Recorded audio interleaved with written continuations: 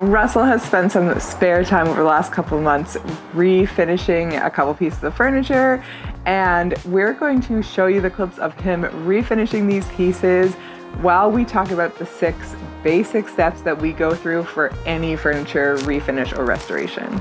I think this is going to be kind of a cool little video because we're going to do a piece that we restore, a piece that we upcycle or kind of give it a new purpose, and then a piece that we just give it a new look. Thank you so much to Wagner for sponsoring this video and helping us refinish these furniture pieces.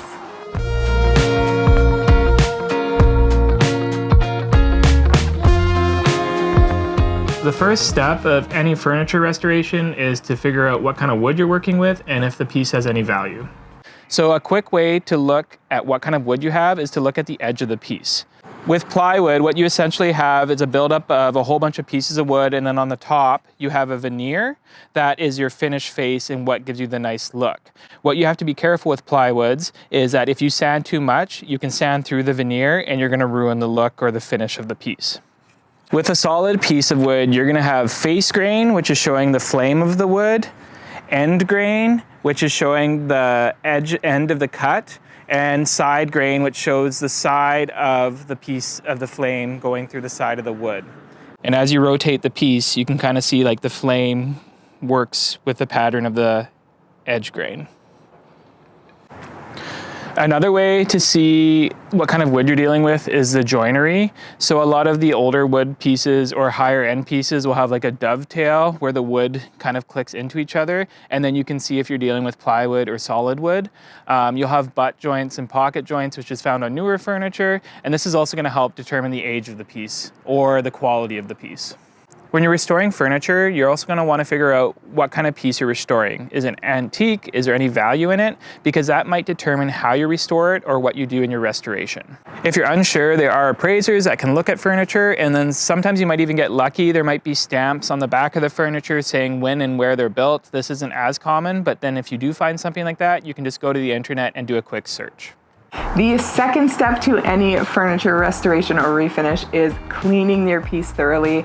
The point of this is just to get any grease or grime off the piece, get into the corners, and make sure that the piece is prepped and ready to work on. You can often just do this with soap and water.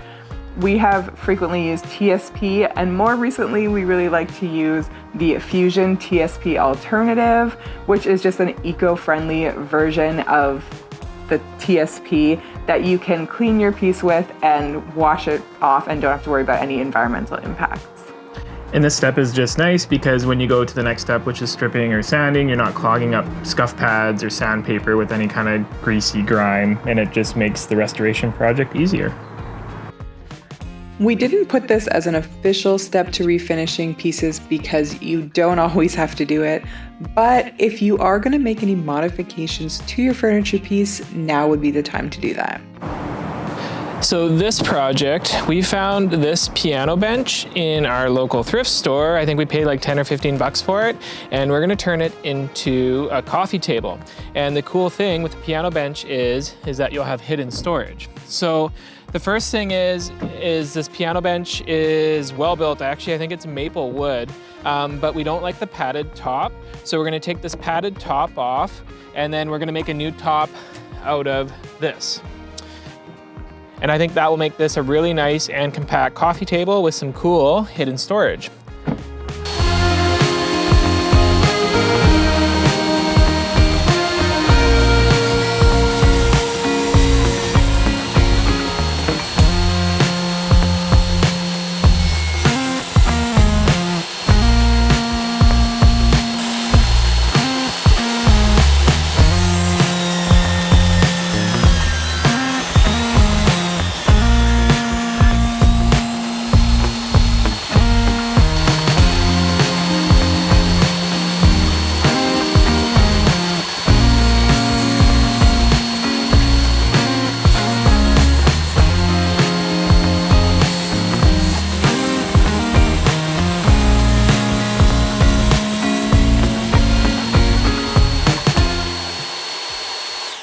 The third step is all about removing finish off the piece. So whether you're painting or staining, you're gonna have to bring it down to a good base to work off of. So if you're working and you wanna paint a piece and it's either painted or has a wax on it, you're gonna have to sand it down or scuff it. If it has a wax, you're gonna wanna get rid of all that wax entirely so you have a good base for the paint to adhere to. If you're working with a piece that has been varnished or waxed or painted and you wanna stain it, especially if you're gonna stain it lighter, a different color, you need to bring it down to bare wood. And the easiest way to do this is to use a stripper. So the way the stripper works is it just kind of loosens up and softens the top coating of whatever's on your piece, and then you can use just a metal scraper or plastic scraper to kind of scrape it off and remove it. You also want to make sure that you have the proper PPE. If you're using stripper, you want to have gloves and safety glasses. If you're sanding, you probably want to wear a mask just to protect yourself from any of those harmful fumes or Airborne debris. Yeah.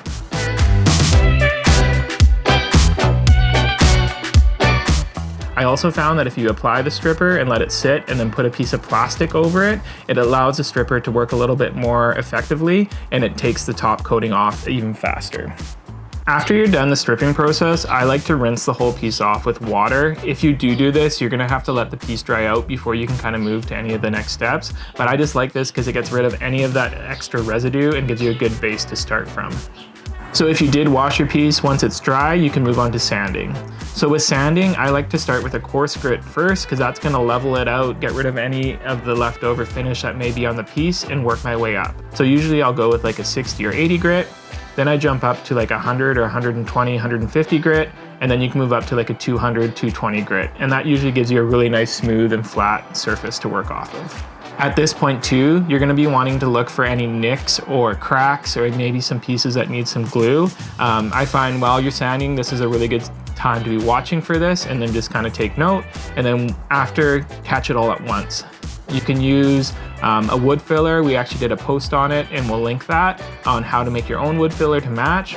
Or you can buy wood filler from the hardware store that is per your piece. So like for example, you can get like an oak filler, you can get a maple filler, there's like a natural wood filler that works with pine. There's a bunch of those to try and get it as close to the base wood so that when you stain it, it all blends nicely. Once a wood filler is dried, give it another light sand to kind of blend it all in, and then you have to remove any kind of dust. The best way to do this is to use a tack cloth. What the tack cloth does is as you wipe it over the piece, it picks up any dust or debris and gets you ready for that painting or finishing stage. Step number 4 in our refinishing process is conditioning your furniture piece. This really only applies to softwood pieces, so things made out of things like pine or birch, and it really only applies if you're planning to stain your piece. We like to use conditioner on softwood pieces because what it does is open up the pores of the wood and allows the wood to take our stain more evenly. So sometimes without the conditioner on these softwoods, you'll get kind of like patchy areas that are darker and it just doesn't look as evenly applied. You can also apply conditioner to hardwoods, but we find it doesn't really make any difference to the quality because it already takes the stain pretty evenly. So we just usually recommend it for softwood pieces. And now this isn't the same conditioner that you'd use on your hair. No, it was not. She loves me. Thank you for that. Step 5 is painting and staining, or part of the finishing process of your piece. So one of the first steps is, if you're gonna paint the piece, is priming. If you're painting something with pine and it has a lot of knots, you might want to consider something like a shellac to just seal those knots to prevent any bleed through. Or if you're just painting over a piece, you can use like a bullseye. There's a lot of great primers on the market. One of our favorite paints for furniture pieces is actually Fusion's mineral paints. They come in a lot of cool colors. For this project, we're using coal black. The cool thing about mineral paint is that it's environmentally friendly and it's actually really easy for cleanup. It has great scuff and kind of durability, we find, just for like everyday use, and it looks great. Yeah. If you're unsure if you need a primer, you can always test this area on the underside of it and apply the paint, let the paint cure per the manufacturer's recommendations, and then just do a bit of a scratch test. If you can scratch it off, you probably should use a primer just to kind of help with bonding the paint. If it seems to be okay after you try and scratch it and it stays, you're probably okay with just applying a top coat. When you go to paint a piece of furniture, you're gonna have a couple options on how to put the paint on. You can use a brush, you can use a roller, or you can use a sprayer. For smaller projects, I typically use a brush and a roller. I seldom ever use a brush by itself because I find with paint, you're always gonna get streaks with a brush. And so I'll apply the paint with a brush in corners and edges, and then I do a finish roll with a foam roller. For bigger pieces, I always go to the paint sprayer. It is way quicker. It applies really nice smooth paint and finishes. And when you have to spray around legs and corners and edges, it's just a really nice even coat, and it's significantly faster than trying to do it with a roller or a brush. And I find you get less chance of runs in your paint because you're not going around every little corner. It's the best way to do it. If you're ever planning to flip multiple pieces of furniture or you have multiple projects, it's not that big of an investment to get a paint sprayer, but it saves you a ton of time, and you can use it for stain, paint, varnish, primer. You can use it for the whole refinishing process. The biggest thing I thought when getting into paint sprayers is like, oh, the cleanup. But I mean, the Wagner series paint sprayers I find are really easy to clean. So it takes a really small project for me to not use the paint sprayer because it's just so easy to use and clean up. For these projects, we're actually using Wagner's Flexio 3500 series kit. The detail finish nozzle is for smaller pieces like furniture, staining projects, and then the eye spray nozzle is for big rooms or like full painted walls. Wagner also has their spray shelter, which has been a lifesaver right now because we don't actually have a workspace to work in. And so it's just like a little tent that you can put your piece in. It kind of keeps the elements away, and then it also helps with overspray. Wagner has a bunch of different sizes of their spray tents. We have their large one that we use for this project, and it worked good for the full-size kitchen table. When it comes to staining, it's a little bit different process from painting. You're gonna want to apply the stain either with your brush or roller or rag or sprayer for your bigger projects. You're gonna let that stain sit for about 5 minutes. Once it's set, what it's doing is just kind of absorbing into the wood. You can wipe any excess stain and then you let it dry. The really nice thing about staining furniture pieces is that you can put multiple coats of stain if you want it to be darker, or you can mix different stain colors for a more unique color or something more specific that you're looking for, which we have done multiple times. When you're applying or when you're removing stain with a brush or a rag, you want to make sure you always go with the grain. That way you get the nicest finish, and even if you have a bit of a streak, it just blends in with the wood grain. And step number 6 is finishing your piece with a top coat. If you are trying to protect a painted piece of furniture, oftentimes you can just paint it and leave the paint as is. But if you are going to want a more durable work surface for a desk or a table, you probably will want to protect it with some kind of wax.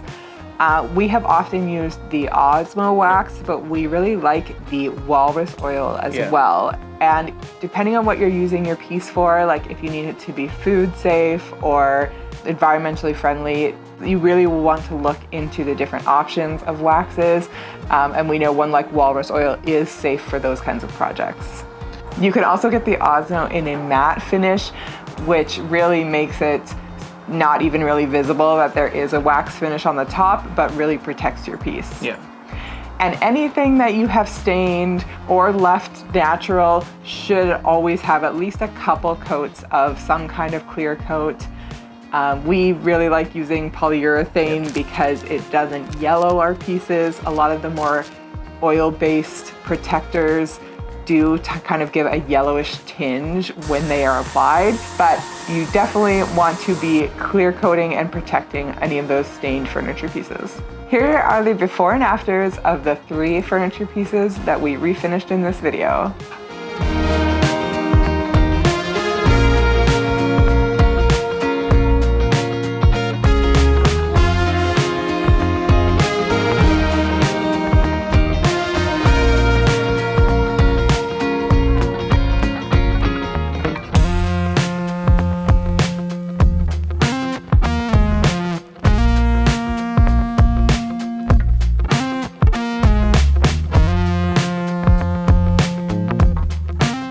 We're pretty happy with how they all turned out. I think they all have really cool finishes, and I think how we repurposed that piano bench is really neat.